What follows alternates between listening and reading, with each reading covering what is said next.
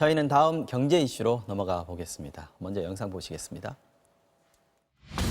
개인정보보호법 일부 개정법률안 제안은 가결되었음을 선포합니다.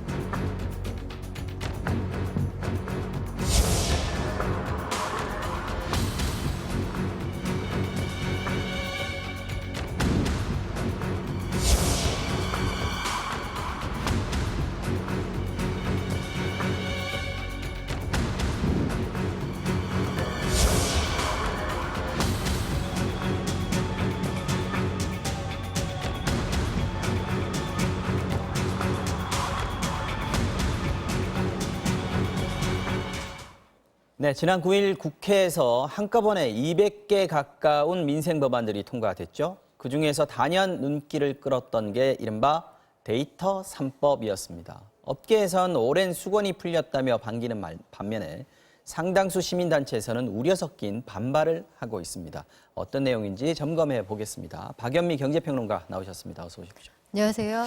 계속 얘기가 나왔습니다. 데이터 네. 3법 통과돼야 된다는 쪽도 있었고 통과돼서는 안 된다, 위험하다라고 하는 분들이 있었는데 일단 데이터 3법이 뭔지부터 좀 알아보고 가겠습니다. 네, 데이터라는 게 사실 4차 산업혁명 시대의 쌀이다, 원유다 이렇게 업계에서는 불러왔거든요. 가장 기본되는 어떤 재료다. 네, 그러면 그 원재료가 질이 좋고 양이 많을수록 최종적인 결과물이 더 좋아지겠죠. 네. 그래서 바꾸자고 했던 것들인데 특히 금융회사 이런 쪽에서 염원이 컸습니다. 개인정보보호법 개정안하고 정보통신망법 개정안, 네. 신용정보법 개정안 이 세 네. 가지를 우리가 이른바 데이터 3법이라고 불러왔는데 네.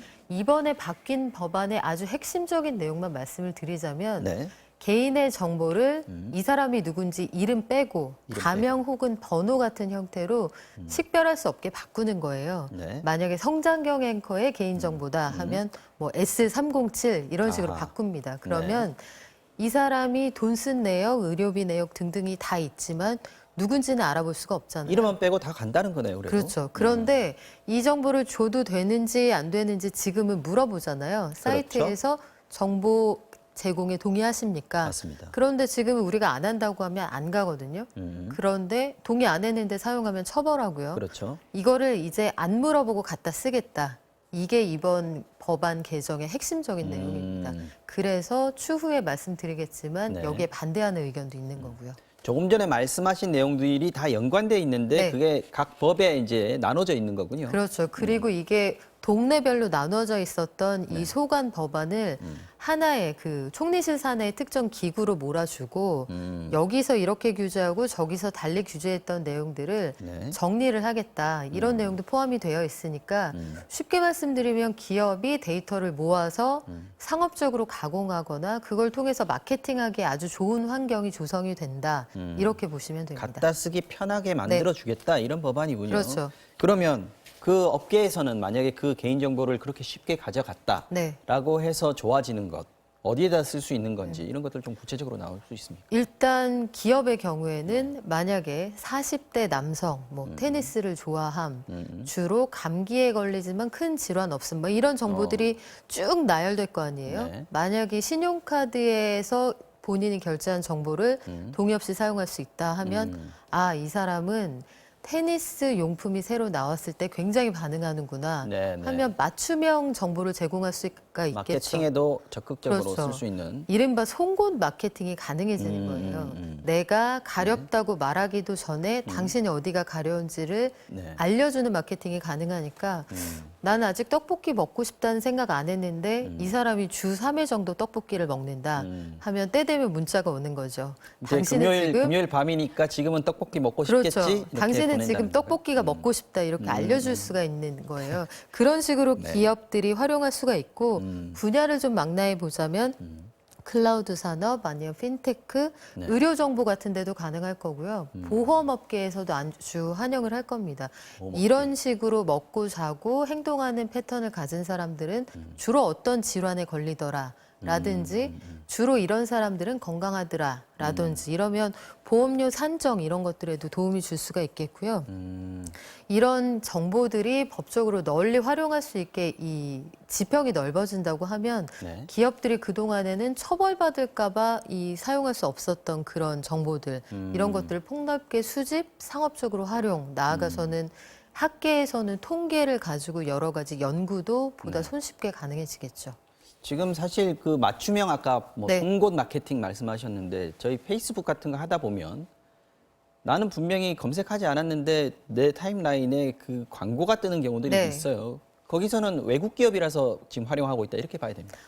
그럴 수 있고 딥러닝에 따라서 사실 국내 포털 사이트에서도요. 뭐 지금과 같은 동일한 형태는 아닙니다만 내가 과거에 검색을 했거나 나와 같은 연령대의 사람들이 주로 관심 있어 하는 정보를 상단에 노출을 하게 돼요. 네. 똑같은 키워드를 검색을 해도 포털 사이트에서 나한테 보여주는 화면이 다르다는 걸 모르는 분들이 아마 많으실 텐데 그래서 이런 그 검색어가 가능한 겁니다.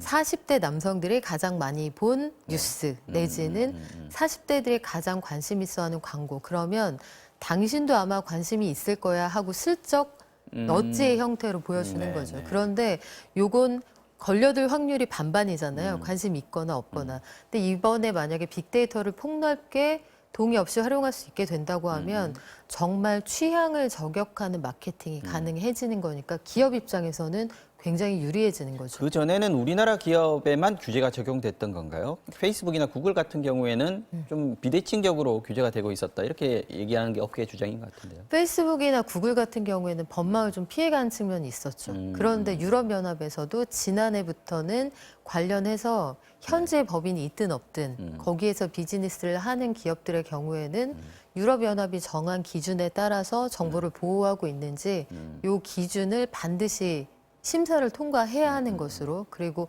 허가 없이는 거기에서 수집한 데이터를 마음대로 국외로 반출할 수 없도록 하는 규정이 생겼습니다. 보통 이때까지 개인정보 이제 제공 동의하시겠습니까? 네. 이렇게 체크를 하면 작겠지만 혜택 같은 게 좀 있었거든요. 네. 그럼 이번에는 지금 동의 절차가 없어지는 거 아닙니까? 그렇죠. 그렇게 되면 이용자 입장에서는 개인 입장에서는 내 정보를 내주는데 돌아오는 게 있어야 되는 거 아닌가요? 그러니까요. 그런 주장도 충분히 일리가 있는 것이 내가 제공한 정보를 모아서 누군가가 돈을 번단 말이에요. 그렇죠. 그런데 그 정보에 로데이터만 가지고 있어도 돈을 벌 텐데 만에 하나 신용카드 회사라고 치면 결제한 유통 정보들이 쭉 있을 거 아니에요. 네. 이걸 어딘가 상권을 분석하는 회사 이런 데 되팔 수가 있겠죠. 그러면 이런 사람들이 여기에서 어느 시간대에 돈을 쓴다 하면 아주 정확하게 상권 타겟팅이 가능할 텐데 네. 아마 머지않아 이걸 가지고 그것만 분석해주는 회사들이 분명히 생겨날 거고요. 부동산 회사하고도 연결이 되겠죠. 네. 그러면 2차, 3차로 나의 정보가 가공돼서 부가가치를 만들지만 정작 정보를 제공하는 사람에게 반대급부가 없다. 이거는 부당하다고 주장할 수가 충분히 있는 거죠. 그러니까요. 그러면 내 뭔가 건데. 네. 금전적으로 보상을 받을 수 다른 거 필요 없고요. 금전적으로 보상받을 수 있는 방법도 있을까요? 앞으로? 아직까지는 그런 개념까지 생겨나지는 않았어요. 그리고 과거에는 말씀하신 것처럼 정보를 제공할 때 인터넷을 공짜로 쓸 수 있게 해준다든지 네. 아니면 무슨 클라우드에 용량을 얹어준다든지 이런 그런 게 서비스가 있었어요. 있었잖아요. 그때 당시에 그래서 어떤 주장이 나왔냐면 이거조차 디지털 격차를 극대화한다. 부자들은 정보를 아낄 수 있지만 네. 서민들의 경우에는 본인의 정보를 굉장히 민감한 것까지 노출하게 되는 경향이 생기니까 조금 더 얻으려고 노출을 그렇죠. 하게 되고 팔아먹게 되는 거죠. 이 상황에서도 이른바 디지털 디바이드가 나타나니까 이런 것들에 대한 교정이 필요하다는 주장이 기존에도 있었습니다. 그런데 이제는 그런 당근조차 줄 필요가 없어질 수 있겠죠. 자, 반발하는 목소리들도 상당히 많습니다. 네. 그동안에 반발해왔던 이유 역시 이제 개인정보 침해 뭐 이런 거겠죠? 일단은 비식별 정보, 가명 정보라고 해도 네. 의지가 있으면 알아낼 수 있다는 거예요. 이런 식의 패턴을 가진 어디에 사는 누구 하면 최선을 다해서 알아내면 알아낼 수가 있다. 이름만 가려져 있기 때문에 그렇죠. 그 이름을 나의 특성을 가지고 따라가다 보면 추적할 수 있다. 그렇죠. 조사하면 다 이른바 나온다는 거. 귀납적으로 이 사람을 찾아내거나 특정할 수 있다 이런 거고 네. 대량으로 정보가 유출되었을 때 혹은 어떤 특정한 목적을 가지고 뭐 의료기관 이런 데에서 정보를 빼냈을 때 이런 것들을 누가 책임질 거냐. 그리고 너무나 많은 데이터가 한 곳에 모여 있다는 건 이 자체로서 굉장히 가공할 위력이 있는 거잖아요. 그렇죠. 특히 정치권 혹은 의료계 이런 데서 특정한 목적을 가지고 접근할 수가 있다. 뭐 이런 주장도 나올 수가 있고요. 그래서 여러 가지로 볼 때 이건 헌법 정신이 위배되는 조치다. 국회가 사람들의 정보 인권을 팔아먹었다. 극단적으로는 그런 표현까지 네. 나오는데요. 해서 관련 시민단체에서는 이게 다시 한번 개정되도록 우리는 헌법 소원도 불사한다. 이런 입장입니다. 그러면 어쨌든 말씀하신 대로 가명 정보를 쓴다고 해도 네.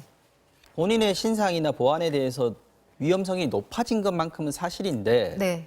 뭐 시민단체도 주장을 하고 있다고 합니다만 좀 보완이 필요한 건 아닌가. 정부에서도 뭔가 대책을 보완책을 좀 내놔야 되는 거 아닌가 생각이 그렇죠. 듭니다. 그래서 정부에서도 가지고 있는 것들이 일단 앞서 말씀드린 것처럼 총리실 산하의 그 기관, 위원회를 통해서 통합한 그 기관. 네, 통합한 기관을 통해서 데이터는 자유롭게 사용할 수 있게 하지만 개인정보는 확실하게 보장할 수 있는 이런 조치들을 마련해 나가겠다.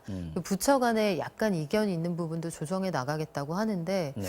글쎄요, 이런 경우에는 보통 경제부처의 주장이 어떤 그 보호하자는 입장을 압도하게 마련이어서 상황 좀 지켜봐야겠습니다만 일단은 이게 시행까지 기간이 좀 남았잖아요. 하반기가 돼야 시행이 되는 거고 특례 규정 이런 것들이 있어서 당장의 모든 정보를 다 갖다 쓸 수 있다 이런 건 아니거든요.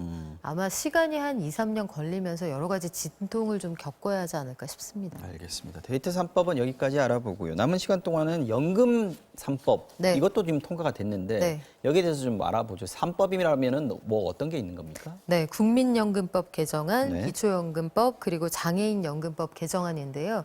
세 가지 다 핵심적인 그 최대 공약수를 말씀드리면 네. 더 많이 주고 네. 더 많은 사람에게 주겠다. 이게 핵심적인 내용이에요. 국민연금법 개정안은 이 네. 농어업인들에게 보험료를 좀 지원해주는 그동안 그런 사업이 있었는데 네. 작년 국회 상황은 아시겠지만 이 관련법이 빨리 통과가 안 되면서 좀 더 얹어드리는 요 부분이 통과가 안 되면 일몰이 되는 거였거든요. 그래서 앞으로 5년 동안 조금 더 보험료를 보태드리는 그 내용이 이제 통과가 됐다는 말씀이고요. 네. 그렇게 하면 36만 명 정도의 농어업인이 이제 혜택을 보게 됩니다.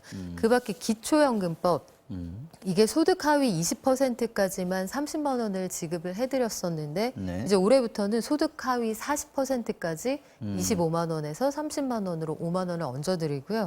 내년에는 소득 하위 70% 그러니까 기초연금 받는 모든 분들이 더 30만 원 늘어나는군요. 받게 하겠다. 또 장애인연금의 경우에도 네. 얹어드리는 분을 최대 16,000명 늘리겠다. 여러 사람들이 보다 실질적인 복지 혜택을 누리게 하겠다. 이 내용이 포함이 되어 있습니다. 알겠습니다. 오늘은 여기까지 알아보겠습니다. 지금까지 박연미 경제평론가와 함께 이야기 나눠봤습니다. 오늘도 말씀 잘 들었습니다. 고맙습니다.